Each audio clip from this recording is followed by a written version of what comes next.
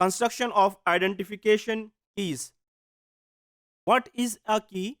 Key is basically a taxonomic aid. It is helpful in the identification of organisms based on the similarities and differences. की के ज़रिए हम मुख्तलिफ organisms को identify करते हैं और ऑर्गेनिजम्स की आइडेंटिफिकेशन के लिए हम डिफरेंट ऑर्गेनिजम्स के अंदर जो सिमिलैरिटीज होती हैं या फिर उनमें जो डिफरेंसेस होते हैं उनका इस्तेमाल करते हैं। अब एक की के अंदर हम पेयर ऑफ कंट्रास्टिंग करेक्टर्स का इस्तेमाल करते हैं। ये जो पेयर है एक कंट्रास्टिंग करेक्टर का, इसको हम कॉपलेट कहते हैं।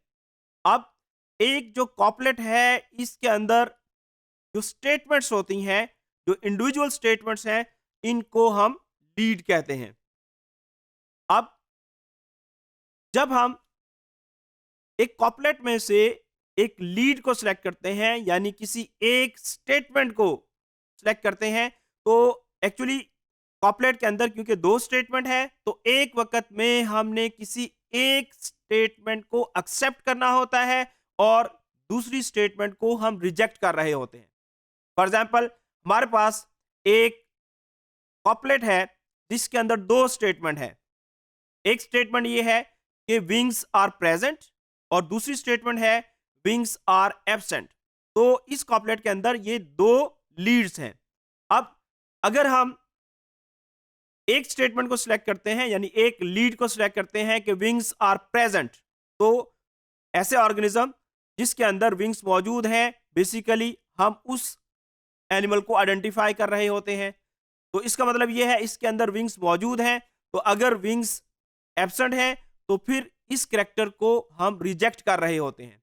तो एक वक्त में एक जो कॉपलेट होता है उसके अंदर जो दो स्टेटमेंट्स जिनको हम लीड्स कहते हैं, इनमें से किसी एक को हमने एक्सेप्ट करना होता है और दूसरी लीड को रिजेक्ट करना होता है। अब मुख्तलिफ जो जेनरा, मुख्तलिफ फैमिलीज के लिए डिफरेंट कीज अवेलेबल हैं। कुछ कीज ऐसी होती हैं जो सिर्फ फैमिली लेवल तक हैं, कुछ कीज जेनरा लेवल तक हैं। इसी तरीके से जो की है इसकी अगर हम नेचर की बात करें तो ये एनालिटिकल नेचर की होती है। अब कीज के मुतालिक मुख्तलिफ जो टेक्सोनोमिस्ट हैं उनके मुख्तलिफ व्यूज हैं। फॉर एग्जाम्पल कुछ टेक्सोनोमिस्ट एक कॉपलेट के अंदर जो लीड्स होती हैं उनको सेपरेट करने के लिए नंबर्स यूज करते हैं। कुछ टेक्सोनोमिस्ट ऐसे होते हैं जो लीड्स को सेपरेट करने के लिए लेटर्स का इस्तेमाल करते हैं।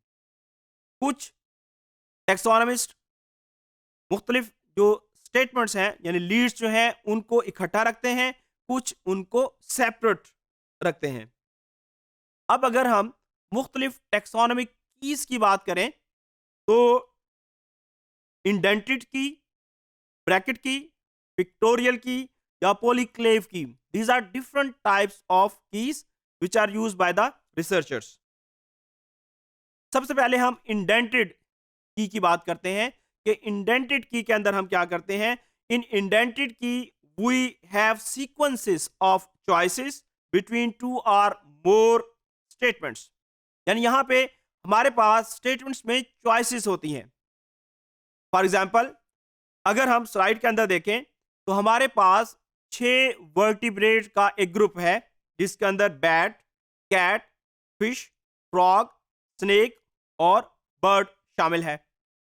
अब सबसे पहले हम जो कैरेक्टर लेते हैं, जो कॉपलेट है हमारा, हम कहते हैं कि एक्सटर्नल एयर प्रेजेंट या फिर एक्सटर्नल एयर एब्सेंट, यानी ऐसे एनिमल जिसके अंदर एक्सटर्नल पिन्ना मौजूद है, एक्सटर्नल एयर मौजूद है, उनको हम अलहदा कर लेते हैं और जिनके अंदर ये एब्सेंट है उनको हम कह देते हैं कि एक्सटर्नल एयर एब्सेंट।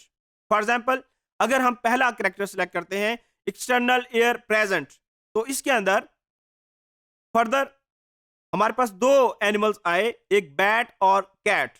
ये ऐसे एनिमल्स हैं जिसके अंदर एक्सटर्नल एयर मौजूद है। अब हम इन दोनों एनिमल को मजीद सेपरेट करना चाहते हैं, तो उसके लिए हम नेक्स्ट जो करेक्टर है, नेक्स्ट कॉपलेट का इस्तेमाल करते हैं, जिसके अंदर अगेन दो स्टेटमेंट होंगी। पहली स्टेटमेंट क्या है कि विंग प्रेजेंट। अगर विंग प्रेजेंट है तो वो बैट है, और अगर विंग एब्सेंट है तो वो कैट है। इसका मतलब है कि जो कैट है इसके अंदर विंग तो एब्सेंट है, लेकिन इसके अंदर एक्सटर्नल जो एयर है वो मौजूद है। जबकि बैट की अगर हम बात करें तो बैट के अंदर विंग भी मौजूद है और उसके अंदर एक्सटर्नल एयर भी मौजूद है। इसी तरीके से अगर हम रिमेनिंग जो ऑर्गेनिज्म है इस ग्रुप के अंदर उनकी बात करें, तो उसके अंदर हम ने कहा कि एक्सटर्नल एयर एब्सेंट। अगर एक्सटर्नल एयर एब्सेंट है तो इसके अंदर कौन कौन से एनिमल्स बच गए? इसके अंदर बर्ड्स बच गए, इसके अंदर फ्रॉग बच गया, इसके अंदर स्नेक्स बच गए और इसके अंदर फिश बच गई। अब इनको हमने सेपरेट करना है। इनको सेपरेट करने के लिए हम अगेन जो है करेक्टर यूज कर रहे हैं कि ऐसे एनिमल जिनके अंदर एक्सटर्नल एयर तो नहीं है, अब उनके अंदर विंग प्रेजेंट है या विंग एब्सेंट है। तो विंग प्रेजेंट उसके अंदर सिर्फ बर्ड्स आते हैं। बाकी हमारे पास तीन बच गए, फ्रॉग बच गया, स्नेक बच गया और फिश बच गई। अब इनको सेपरेट करने के लिए हम नेक्स्ट कॉपलेट का इस्तेमाल करते हैं। नेक्स्ट कैरेक्टर हमने लिया गिल्स प्रेजेंट, गिल्स एब्सेंट। तो इसके अंदर जो है जो फिश है उसके अंदर गिल प्रेजेंट है, बाकी के अंदर गिल्स जो है वो एब्सेंट है। अब नेक्स्ट जो है हम बात करते हैं लिम्स की। लिम्स के अंदर जो फ्रॉग है उसके अंदर लिम्स मौजूद हैं और जो स्नेक है उसके अंदर लिम्स मौजूद नहीं है। तो इस तरीके से हमने ऑर्गेनिजम्स को आइडेंटिफाई कर लिया on the basis of different statements, on the basis of different characters. तो इस किस्म की जो की होती है उसको इंडेंटेड की कहते हैं।